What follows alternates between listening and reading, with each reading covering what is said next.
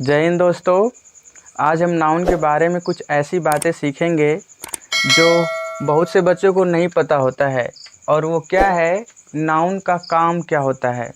आप नाउन का डेफिनेशन तो पढ़ लेते हैं, सब कुछ पढ़ लेते हैं नाउन के बारे में, लेकिन आपको ये नहीं पता होता है कि नाउन का काम क्या होता है, उसका काम कार्य क्या है, काम क्या है, वाक्य में क्या काम करता है। तो नाउन के कुछ काम हम देखेंगे यहाँ पर इस वीडियो में। तो चलिए देखते हैं, एक एक करके नाउन के काम हम देखेंगे। क्योंकि नाउन के काम बहुत सारा है, लेकिन उसमें कुछ इम्पॉर्टेंट काम है, वही हम सीखेंगे इस वीडियो में। तो फंक्शन ऑफ नाउन पढ़ना है, यानी संज्ञा के काम या कार्य। तो क्या काम करता है संज्ञा वाक्य में। एक तो पहला है कि सब्जेक्ट ऑफ अ वर्ब, यानी क्रिया का कर्ता। सब्जेक्ट ऑफ अ वर्ब का मतलब किसी क्रिया का कर्ता, यानी किसी क्रिया को करने वाला के रूप में क्या काम करता है, नाउन काम करता है। एग्जाम्पल देखेंगे तो समझ में आएगा। तो सब्जेक्ट ऑफ अ वर्ब यानी क्रिया का कर्ता, यानी क्रिया को करने वाला के रूप में काम करता है। यहाँ पर देखिए एग्जाम्पल है इससे रिलेटेड, जैसे मोहन टीचेज इंग्लिश। तो इसमें काम क्या हो रहा है पहले ये देखेंगे। काम हो रहा है पढ़ाने का, टीचेज पढ़ाता है, मोहन इंग्लिश पढ़ाता है। लेकिन यहाँ पर देखिए काम क्या हो रहा है, वर्ब, यही है क्रिया जो काम हो रहा है। और इस क्रिया को करने वाला कौन है, मोहन है। और मोहन हमको पता है कि ये क्या है, नाउन है। तो किसी क्रिया के कर्ता के रूप में, कर्ता का मतलब क्या होता है, करने वाला। तो किसी क्रिया को करने के रूप में नाउन काम करता है, यानी किसी क्रिया को करना होगा तो वो नाउन होता है जो उसको करता है। तो यहाँ पर हो गया कि किसी क्रिया को करने वाला के रूप में काम करता है नाउन, पहला हो गया ये। और अब दूसरा देखते हैं, से ऑब्जेक्ट ऑफ अ वर्ब, यानी किसी क्रिया के ऑब्जेक्ट के रूप में। ये क्या होता है, जैसे कोई क्रिया होगी तो वो किस पर होगी,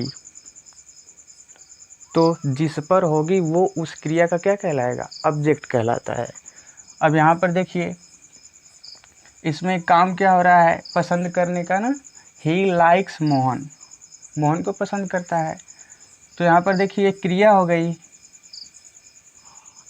और इस क्रिया को करने वाला यहाँ पर देखिए लिखा गया है, यहाँ पर ये प्रोनाउन है।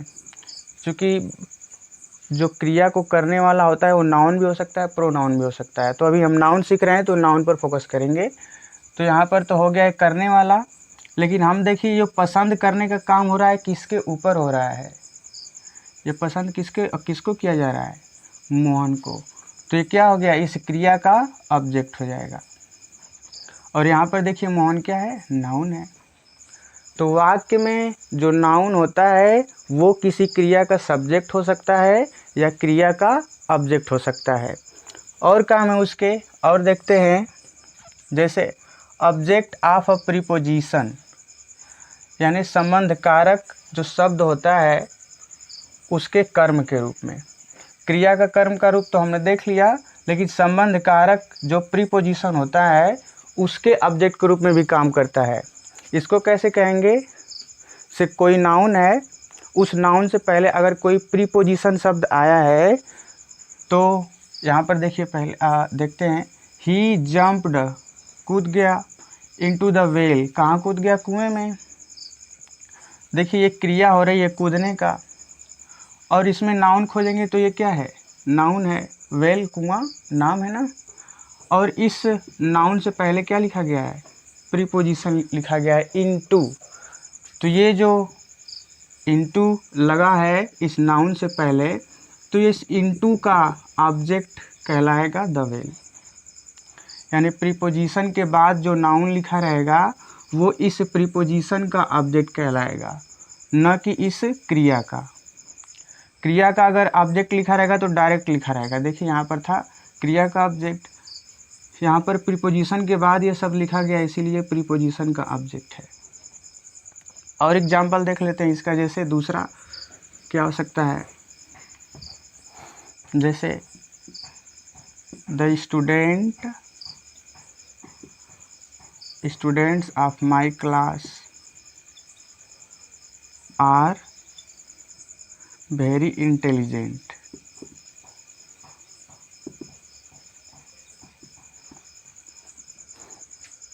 यहाँ पर देखिए इसमें प्रीपोजिशन शब्द ऑफ आया है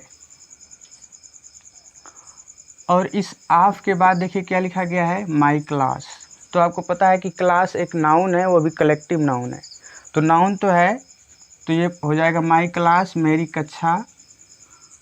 इस प्रीपोजिशन के बाद आया है, तो ये जो नाउन है माई क्लास, ये माई पजेसिव एडजेक्टिव है, लेकिन मुख्य रूप से क्लास की बात हो रहा है। तो ये जो क्लास है ये इस प्रीपोजिशन के बाद आया है, इसीलिए ये जो नाउन है क्लास, इस प्रीपोजिशन का क्या कहलाएगा, ऑब्जेक्ट कहलाएगा। यहाँ पर देखिए ये जो आर लगा हुआ है इसमें आर सहायक क्रिया। आर यहाँ पर क्यों लगा, जबकि ये जो पूरा शब्द लिखा गया है यहाँ से यहाँ तक, यहाँ पर क्लास, अब देखिए सिंगुलर है ना, सिंगुलर दिख रहा है, लेकिन हमने आर लगाया है।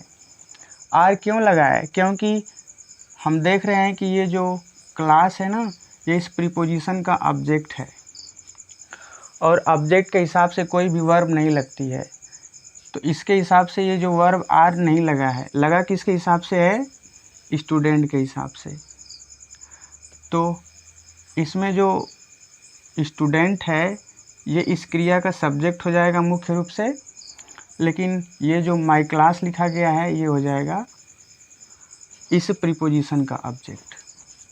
तो कुल मिलाकर नाउन के पहले अगर कोई प्रीपोजिशन आया है तो वो जो प्रीपोजिशन के बाद नाउन लिखा रहेगा वो कहलाएगा उस प्रीपोजिशन का ऑब्जेक्ट। आगे देखते हैं, कॉम्प्लीमेंट ऑफ अ वर्ब, क्रिया के पूरक के रूप में। पूरक का मतलब क्या होता है, कोई चीज़ अधूरी है तो उसके मतलब उसको पूरा करे। इसमें हम देखेंगे वाक्य का अर्थ अधूरा रहेगा बिना पूरक के, तो उसका जो अर्थ को पूरा करेगा उसको क्या कहेंगे, उसको कहेंगे क्रिया का पूरक। जैसे यहाँ पर देखिए, अगर हम सिर्फ इतना कहें कि ही इज़, वह है, तो क्या इसका अर्थ पूरा है, वह है, नहीं पूरा है।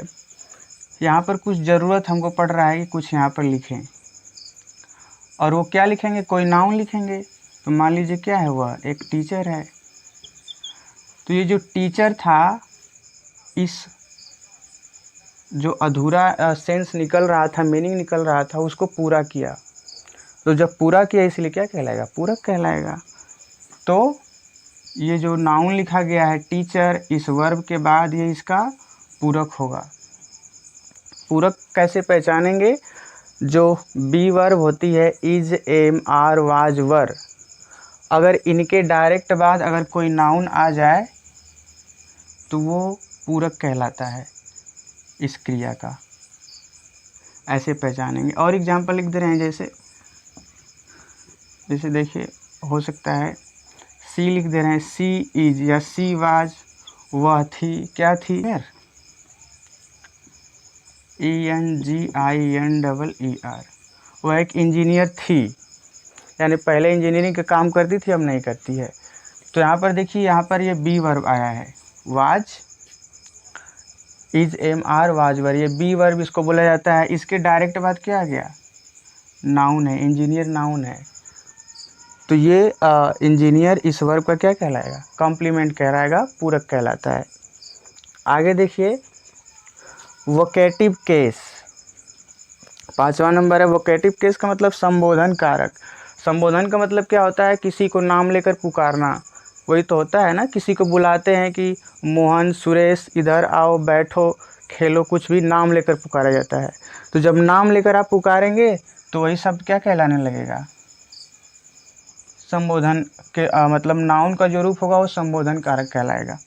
यहाँ पर देखिए, मोहन सिट हेयर, मोहन यहाँ बैठो, यहाँ पर कामा लगा है, ऐसे कह रहे हैं मोहन यहाँ बैठो। मोहन का नाम लेकर उसको पुकार रहे हैं, फिर कह रहे हैं बैठने के लिए।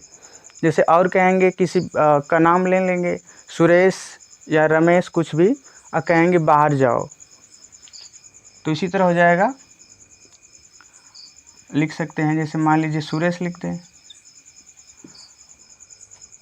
या लीव द क्लासरूम, क्लासरूम छोड़ दो। तो यहाँ पर देखिए हमने उस नाम लेकर उसको पुकारा है,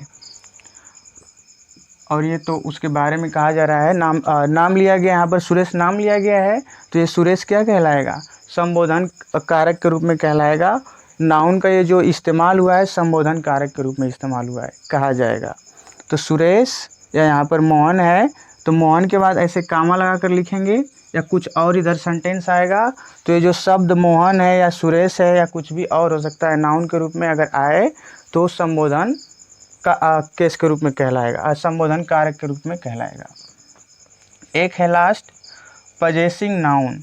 पजेसिंग का मतलब क्या होता है? अधिकार दिखाना। पजेसिंग अधिकार दिखाना। अगर कोई नाउन किसी के ऊपर अधिकार दिखा रहा है तो वो जो नाउन का यूज होगा वो कहलाएगा अधिकारवाचक के रूप में उसका यूज हो रहा है, या पजेसिंग नाउन के रूप में हो रहा है। एग्जाम्पल देखिए, जैसे मोहन्स कार, तो ये मोहन जो कि व्यक्ति है, इसका अधिकार दिखाया जा रहा है कार पर। ये कार किसकी है? मोहन की है। तो देखिए ये जो पूरा यूज हुआ है यहाँ से यहाँ तक, ये जो पूरा रूप है, इसको क्या कहेंगे? ये कहेंगे कि नाउन का पजेसिंग रूप है। पजेसिंग यानी अधिकारवाचक रूप है। और हो सकता है इसी तरह, मान लीजिए गर्ल्स हॉस्टल, गर्ल्स हॉस्टल, तो वो जो हॉस्टल है वो लड़कियों का है, तो यहाँ पर लड़कियाँ हैं और लड़कियों का अधिकार दिखाया जा रहा है हॉस्टल पर। तो यही है पजेसिंग, यानी अपस्ट्राफी यस लगाकर जब हम अधिकार दिखाते हैं एक नाउन का किसी दूसरे नाउन पर, तो वो जो रूप है यहाँ से यहाँ तक पूरा बोलेंगे, ये क्या कहलाएगा? ये कहलाएगा अधिकारवाचक। नाउन का रूप अधिकारवाचक के रूप में हो जाएगा। तो ये कुछ नाउन के काम थे। कौन कौन काम थे? क्रिया का कर्ता यानी सब्जेक्ट ऑफ अ वर्ब, यानी किसी क्रिया का कर्ता के रूप में काम करेगा। दूसरा है किसी क्रिया का ऑब्जेक्ट के रूप में काम करेगा। तीसरा क्या है? किसी प्रीपोजिशन का ऑब्जेक्ट के रूप में काम करेगा। इन दोनों में फ़र्क है, प्रीपोजिशन का ऑब्जेक्ट और क्रिया का ऑब्जेक्ट। क्रिया के डायरेक्ट बाद कोई नाउन आ रहा है, ऐसे देखिए यहाँ पर, तो ये क्या कहलाएगा? क्रिया का ऑब्जेक्ट है। लेकिन प्रीपोजिशन के बाद कोई नाउन आएगा तो वो नाउन इस प्रीपोजिशन का ऑब्जेक्ट कहलाएगा। और क्या है? कॉम्प्लीमेंट ऑफ अ वर्ब, क्रिया का पूरक, यानी वाक्य का अर्थ अधूरा रहेगा, लगाएंगे नाउन यूज करेंगे, उसके बाद उसका अर्थ पूरा हो जाएगा, तो वो क्या कहलाएगा? फिर कॉम्प्लीमेंट कहलाता है। अब क्या है? वोकेटिव केस, संबंध कारक, नाम लेकर पुकारना। तो नाम लेकर जो पुकारते हैं वही क्या कहलाता है? संबंध कारक कहलाएगा। नाम लेकर डायरेक्ट अगर बुला रहे हैं, किसी को पुकार रहे हैं, कुछ कह रहे हैं नाम लेकर, तो क्या कहलाएगा? वो संबोधन कारक कहलाता है यूज उसका। अब क्या है? ये लास्ट है पजेसिव नाउन। पजेसिंग नाउन के रूप में यानी अधिकार दिखाने के रूप में। अधिकार जब दिखाना होता है तो अपस्ट्राफी यस का यूज किया जाता है। यहाँ पर देखिए, यहाँ पर लिखा गया है गर्ल्स हॉस्टल। यहाँ पर अपस्ट्राफी यस का जो इस्तेमाल किया जाता है, ये थोड़ा सा डिफरेंस है। यहाँ पर जो गर्ल्स है, यहाँ पर गर्ल्स प्लूरल लिखा गया है, और जब पहले ही से यस मौजूद होता है या सिस्कार की ध्वनि पहले ही से आ जाती है तो सिर्फ अपस्ट्राफी लगाया जाता है, इसीलिए गर्ल्स हॉस्टल है। और यहाँ मोहन पर ख़त्म हो रहा है, देखिए मोहन न, तो न में सिस्कार की ध्वनि नहीं है, न आ रहा है, इसीलिए अपस्ट्राफी के साथ यस भी लगेगा। यहाँ पर जो गर्ल्स है इसमें पहले ही से यस की ध्वनि आ जा रही है, इसीलिए सिर्फ अपस्ट्राफी लगेगा। तो ये हुआ पजेसिंग रूप नाउन का। तो आई होप आपको ये बातें समझ में आएंगी। अगर पसंद आ रहा है तो लाइक करिए, सब्सक्राइब करिए और दोस्तों को भी बताइए। जय हिंद।